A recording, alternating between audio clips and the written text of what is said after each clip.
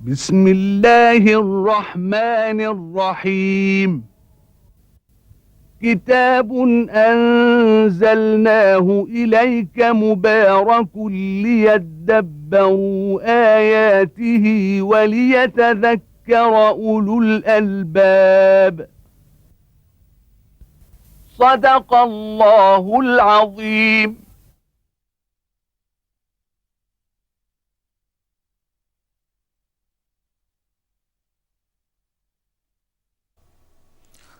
الحمد لله رب العالمين، والصلاة والسلام على المبعوث رحمة للعالمين سيدنا ونبينا محمد وعلى آله وأصحابه ومن اهتدى بهداه وعمل بسنته إلى يوم الدين. وبعد، فيقول الله تبارك وتعالى: بسم الله الرحمن الرحيم. لا أقسم بهذا البلد وأنت حل بهذا البلد ووالد وما ولد لقد خلقنا الإنسان في كبد أيحسب أن لن يقدر عليه أحد يقول أهلكت مالا لبدا أيحسب أن لم يره أحد ألم نجعل له عينين ولسانا وشفتين وهديناه النجدين فلاقتحم العقبة وما أدراك ما العقبة فك رقبة أو إطعام في يوم ذي مسغبة يتيما ذا مقربة أو مسكينا ذا متربة ثم كان من الذين آمنوا وتواصوا بالصبر وتواصوا بالمرحمة أولئك أصحاب الميمنة والذين كفروا بآياتنا هم أصحاب المشأمة عليهم نار مؤصدة.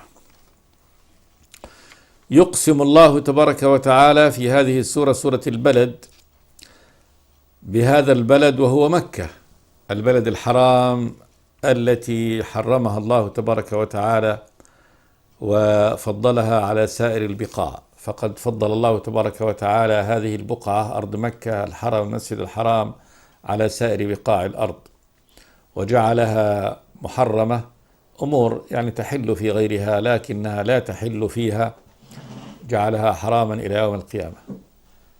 كما قال النبي صلى الله عليه وسلم: لا يعضد يعني شجرها ولا يختلى خلاؤها ولا تلتقط يعني ساقطتها إلا لمنشد،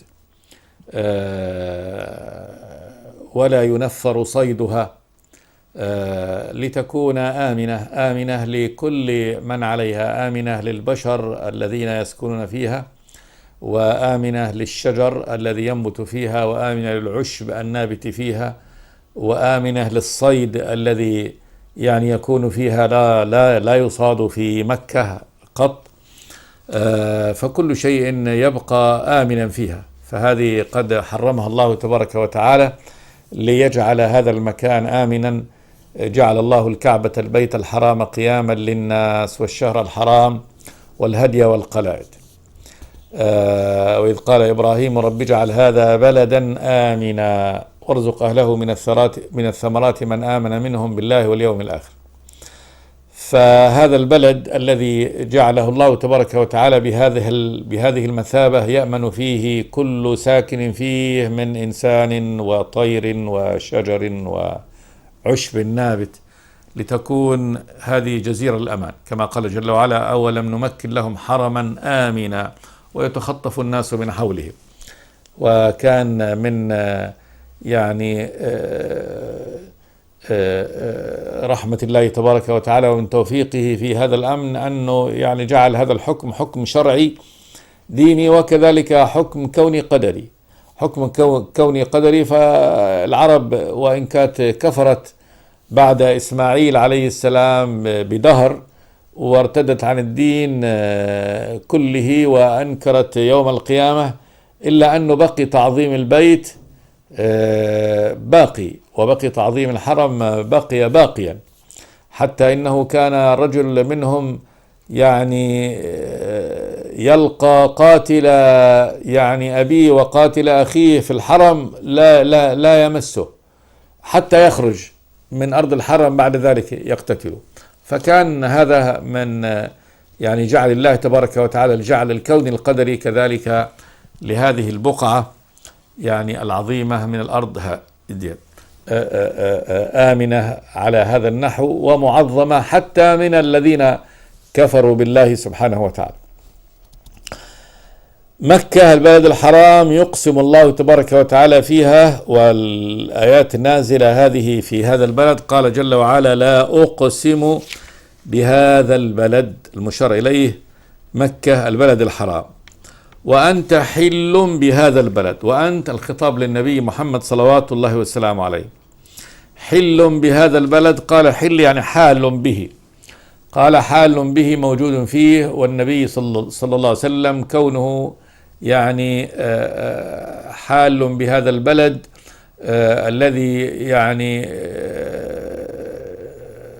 أنزل الله تبارك وتعالى على هذا النبي رسالته لتكون مكة هي منطلق يعني الهدى والنور بالرسالة الخاتمة إلى آخر الدنيا، إلى آخر الدنيا تكون هذه، فهي أم القرى، فهي أم القرى. وهذا البلد الحرام الذي يقسم الله تبارك وتعالى به، هذا النبي قد حل فيه ليكون صلوات الله وسلامه عليه هو يعني المنقذ للبشرية بالرسالة التي ينزلها الله تبارك وتعالى عليه. وأنت حل بهذا البلد. وقيل أنه حل به أن الله أحل له يعني حرمة هذا البيت ساعة من نهار، ويكون هذا يعني بشرى له بأنه عندما يخرج من مكة سيعيده الله تبارك وتعالى إليها، وتحل له ساعة من نهار حتى يعني تدخل مكة إلى أرض الإسلام بعد أن يعني تسبب أهلها في هجرة النبي منها صلوات الله وسلامه عليه.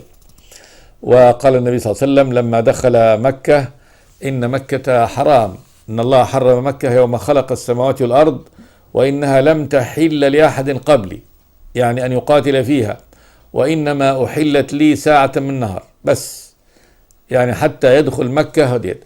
وقد دخلها النبي صلوات الله وسلامه عليه بغير حرب تقريبا، بعد أن دعا الله تبارك وتعالى وهو في المدينة أن يأخذ بسمع قريش فلا تسمع بقدومه، ولذلك فاجأهم النبي صلى الله عليه وسلم ودخل عليه، ولم يحصل فيها إلا يعني قتال قليل جدا حتى دخلها النبي. وقال النبي: من دخل داره فهو آمن، أمر منادين أن ينادوا من قبله صلى الله عليه وسلم. ومن دخل المسجد الحرام فهو آمن، ومن دخل بيته فهو آمن، ومن دخل دار أبي سفيان فهو آمن، وأمن الناس ودخل النبي صلى الله عليه وسلم. الشاهد أن النبي قال يعني إن مكة بلد حرام، وإن الله لم يحلها لي إلا ساعة من نهار. قال فقالوا: وأنت حل بهذا البلد، يعني أن الله سيحلها له، ولكن قد أحلها الله تبارك وتعالى له ساعة من نهار. قيل كذلك في معنى هذه الآية: وأنت حل بهذا البلد، يعني قد أحلت حرمته عند الكفار. وهذا من يعني من التنديد وبيان إجرام أهل الكفر في أن هذا البلد العظيم الذي قد حرمه الله تبارك وتعالى وأكرم أهله وأمنهم، الكفار الذين يعظمون هذا البيت إنما نسوا هذا التعظيم وخرقوا هذا الأمر الذي كانوا عليه في شأن النبي محمد صلوات الله وسلامه عليه. وهو من أهل البيت، هو قرشي ومن أهل البيت ومن أهل يعني هذه المدينة الحرام والمسجد الحرام، ولكنهم أحلوا كل شيء فيه، أحلوا عرضه وأحلوا دمه وتآمروا على قتله صلى الله عليه وسلم ليقتلوه أو يخرجوه منها، وقتلوا بعض أصحابه وعذبوهم وأهانوهم، فاستحلوا حرمة يعني هذه المكان الشريف. وأنت حل بهذا البلد، لا أقسم بهذا البلد وأنت حل بهذا البلد. قال جل وعلا: ووالد وما ولد. يقسم الله تبارك وتعالى كذلك بهذا القسم: ووالد وما ولد. قال أهل العلم: والد وما ولد على الإطلاق، يعني أن الله يقسم بكل والد وما ولد، آدم وكل ما ولد، فيقسم الله تبارك وتعالى به، وهو آية من آيات خلقه سبحانه وتعالى. فيقسم الله بمخلوقاته تعظيما له جل وعلا وتنويه بعظمة هذا المخلوق، فيقسم الله بكل والد وما ولد. وقالوا ووالد وما ولد، المقصود بالوالد هنا إبراهيم عليه السلام، وذلك أنه قد ارتبط يعني اسمه وسيرته بهذا البيت، فهو الذي بناه، هو الذي أمره الله تبارك وتعالى أن يبتني هذا بيت الله تبارك وتعالى في مكة، هو إسماعيل عليهما السلام، وهو أبو العرب. فإسماعيل هو الذي تناسل منه العرب كلهم، الله جعل ذرية إسماعيل هي الذرية المنتشرة، فهو أبو العدنانيين وأبو القحطانيين، كل العرب كلهم راجعون إلى إسماعيل. فوالد وما ولد، كأن الله تبارك وتعالى قالوا إن الله هنا يقسم بإبراهيم عليه السلام وما ولده من ولد، مرتبط بهذا البلد. ثم قال جل وعلا المقسم عليه، قال لقد خلقنا الإنسان في كبد أيحسب أن لن يقدر عليه أحد. لقد خلقنا الإنسان في كبد، خلق الله تبارك وتعالى الإنسان، جنس الإنسان في كبد. الكبد والمكابدة اللي هو التعب والمشقة والكدح، كما قال جل وعلا يا أيها الإنسان إنك كادح إلى ربك كدحا فملاقيه. وقالوا كبد يكبد، فهو أكبد من باب أنه أصله يعني أصابه يعني كبده وتعب منه، وأكبد أنه يعني مصاب بالكبد. وقيل هذا لكل تعب وكل مشقة، فكأن الذي يعني يشق أنه يصيبه هذا.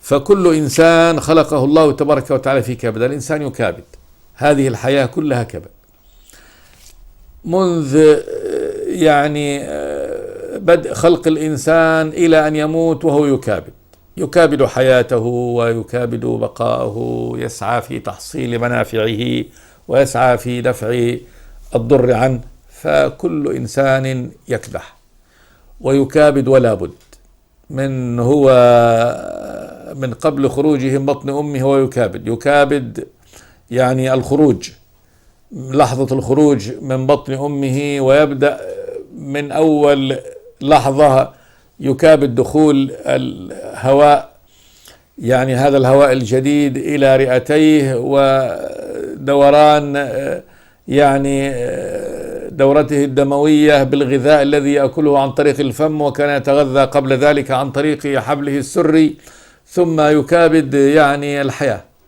طفلا فشابا فشيخا، لا بد من المكابدة والكدح.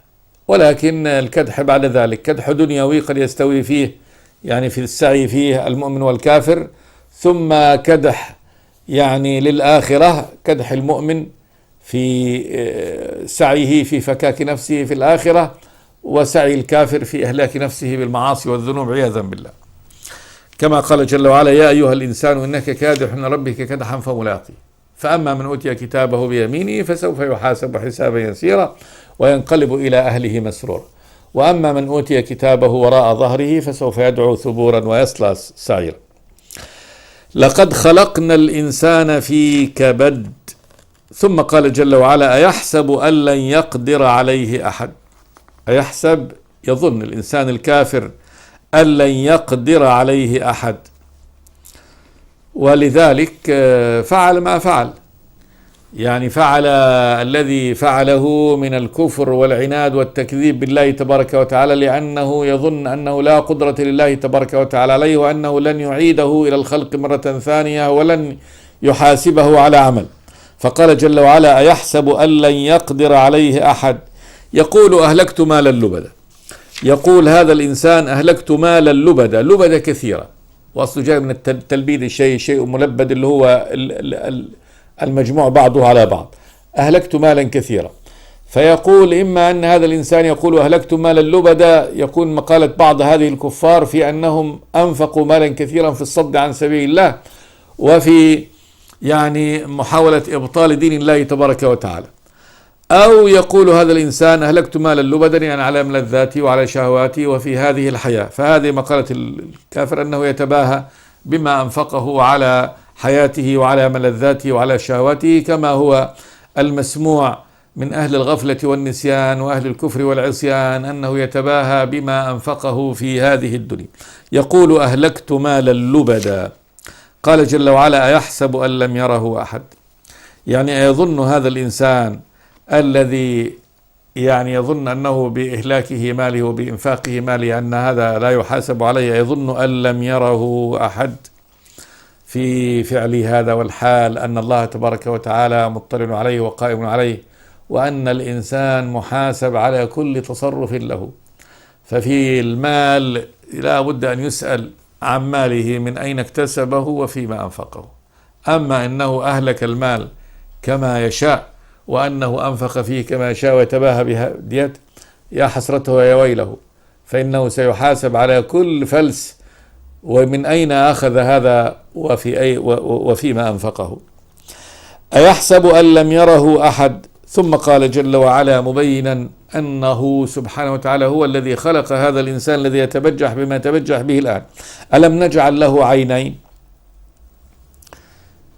سؤال يراد به التقرير، والحال بلى، الذي جعل له العينين هو الله تبارك وتعالى. ألم نجعل له عينين؟ وبالعينين يرى الإنسان، وهما أغلى يعني ما في كيان الإنسان وأحب أعضائه إليه عينيه. فهذه العينان التي يرى بهما والتي هي كانت وسيلة من وسائل كسبه ومن وسائل متعته، أليست هذه هي صنعة الله تبارك وتعالى له وخلقه له؟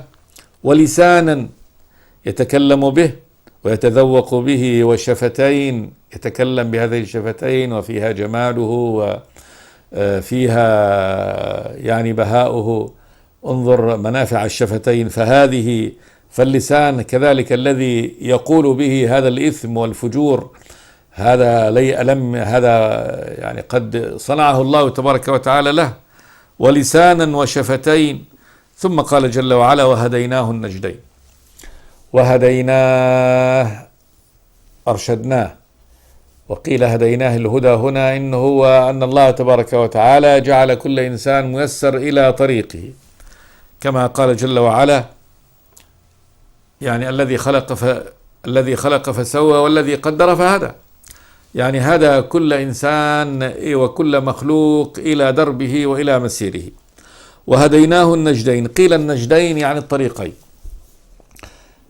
طريق الخير وطريق الشر، فكل ميسر لما خلق له، وكل إذا سلك إذا طرق طريق الجنة يسره الله تبارك وتعالى له طريق الجنة، وإذا سلك طريق النار يسر الله كذلك له طريق النار.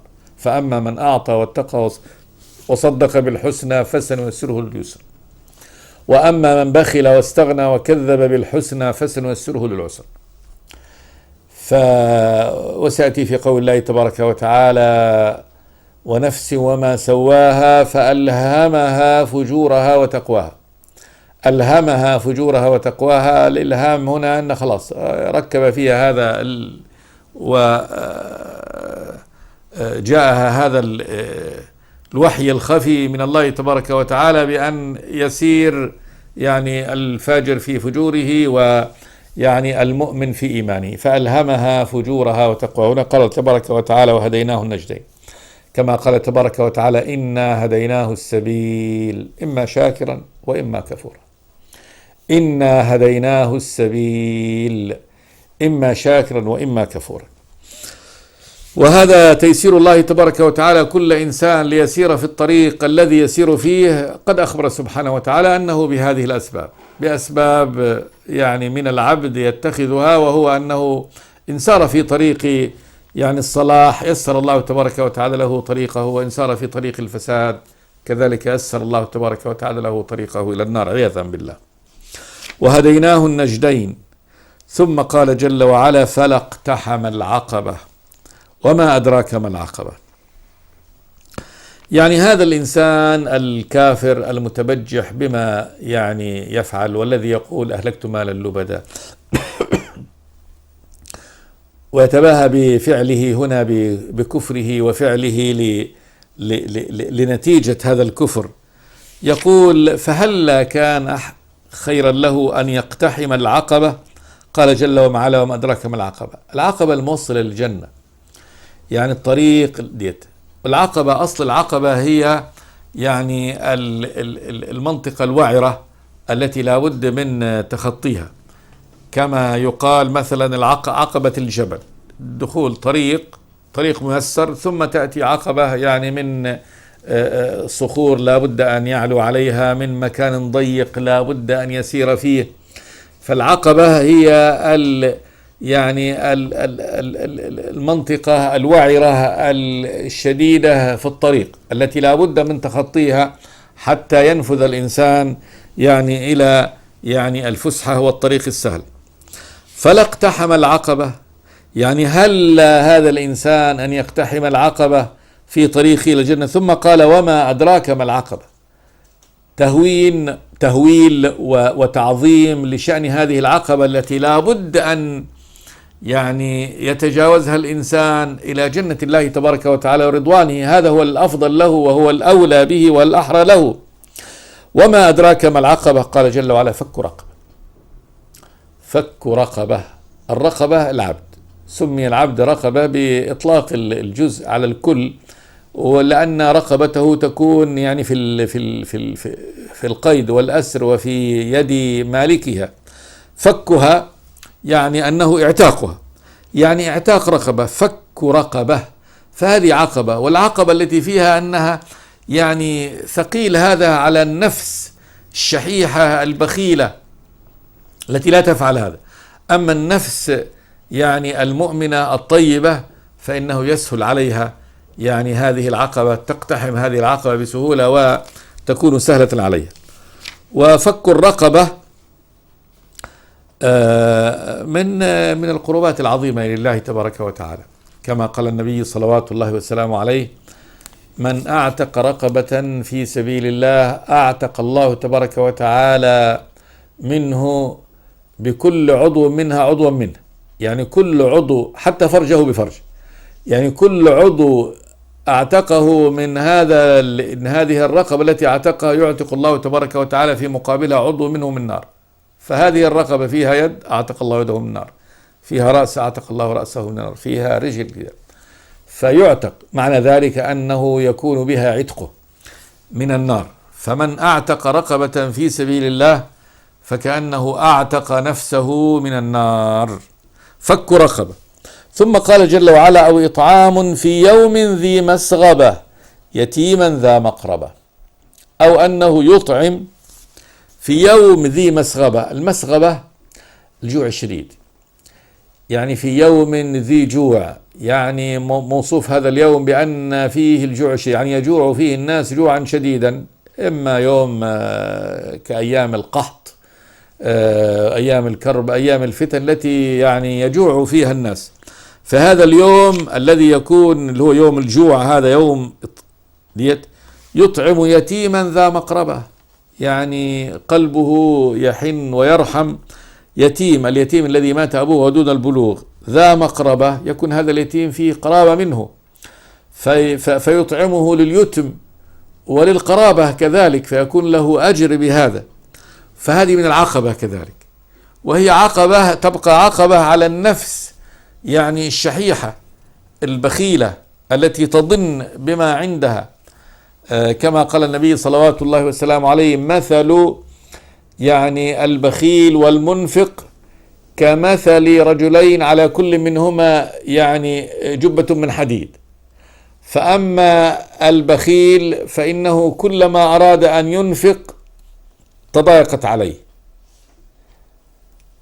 كلما يريد أن ينفق تضيق هذه الجبة عليه حتى خلاص يعني تحجزه عن النفق.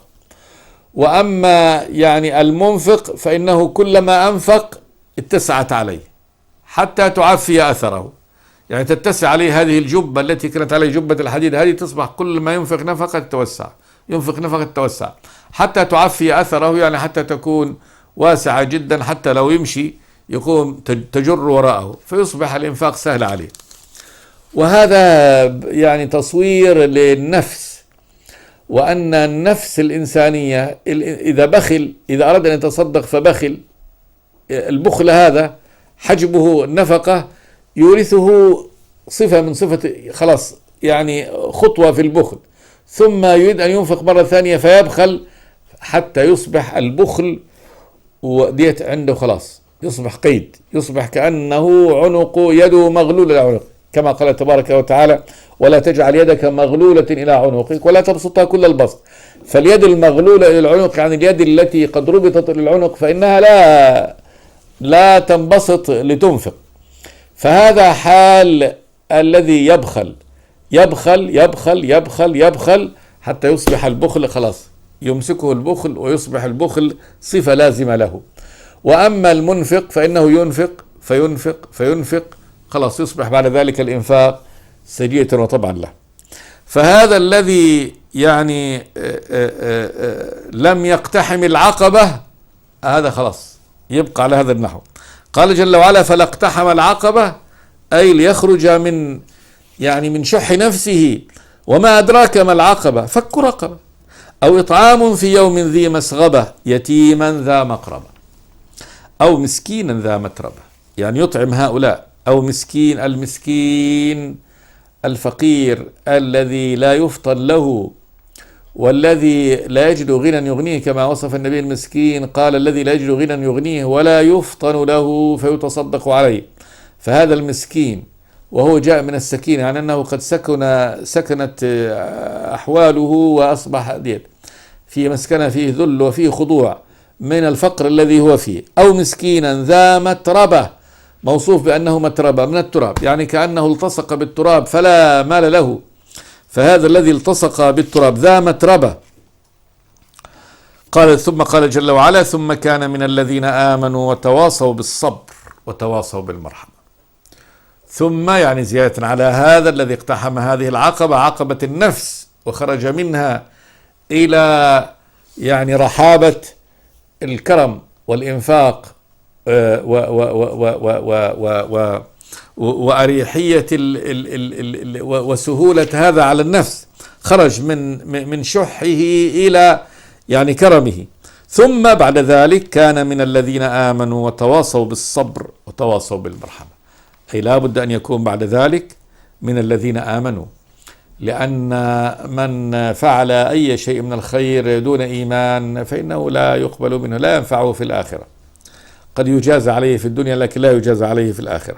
ثم كان من الذين آمنوا وتواصوا بالصبر، وصى بعضهم بعضا، تواصوا كل منهم يواصي الآخر بالصبر.